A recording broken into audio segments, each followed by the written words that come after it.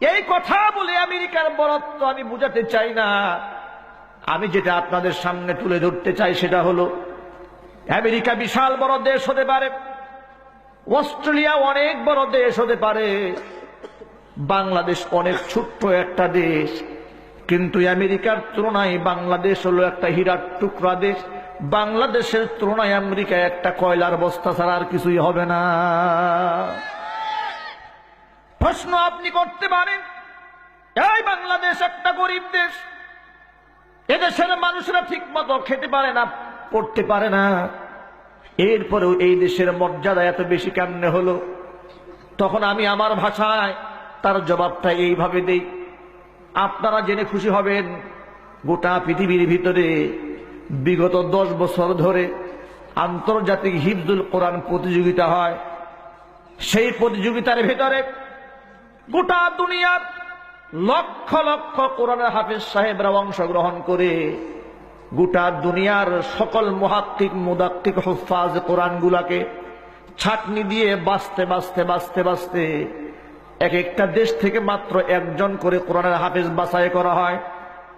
সেই কম্পিটিশনের ভিতরে বাংলাদেশের গরিব মায়ের ছেলেরা অংশগ্রহণ করে, ভারতের ছেলেরা অংশগ্রহণ করে, পাকিস্তানের ছেলেরা অংশগ্রহণ করে, আফগানিস্তানের ছেলেরা অংশগ্রহণ করে, ইরাকের ছেলেরা অংশগ্রহণ করে, ইরানের ছেলেরা অংশগ্রহণ করে, মিশরের ছেলেরা অংশগ্রহণ করে, দুবাইয়ের ছেলেরা অংশগ্রহণ করছে।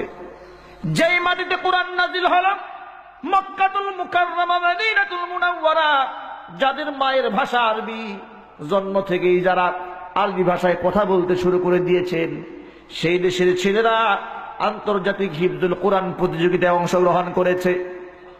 Europe, America, Russia, Canada, France, Britain সহ এই গোটা দুনিয়ার মধ্যে একটা আর দুটা দেশ না, প্রায় 80 থেকে 90টা দেশের কোরআনের হাফেজরা আন্তর্জাতিক হিফজুল কোরআন কম্পিটিশনে অংশগ্রহণ করেছে। তাদের মধ্যে যাদের ভাষায় কোরআন নাজিল হলো, ওই সমস্ত হাফেজ কোরআনদেরকে পেছনে ফেলে দিয়া, গোটা দুনিয়ার সকল হাফেজ কোরআনদেরকে পেছনে ফেলে দিয়া, ধনী ধনী দেশের কোরআনের হাফেজ সাহেবদেরকে পিছনে ফেলে দিয়া 56,000 বর্গ মাইল এই বাংলাদেশের গরিব মায়ের সন্তানরা 1 নাম্বার হয়ে গেল।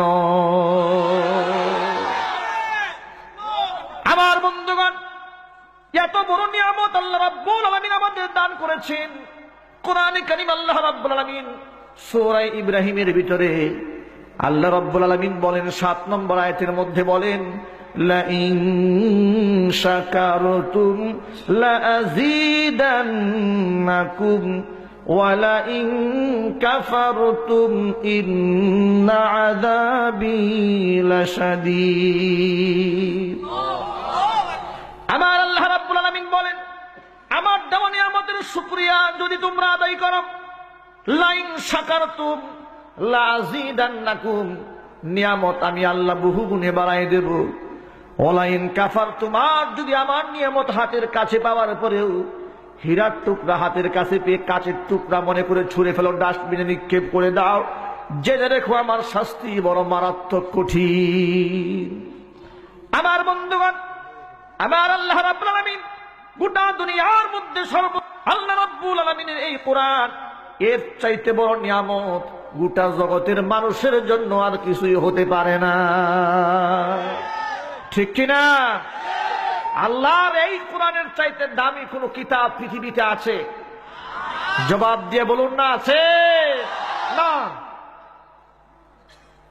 তাওরাত কিতাবুল্লাহ, জাবুর কিতাবুল্লাহ, ইনজিল কিতাবুল্লাহ, কোরআন মাজিদ এটা শুধু কিতাবুল্লাহ না, কিতাবুল্লাহ তো বটেই, কোরআন মাজিদ হলো কালামুল্লাহ।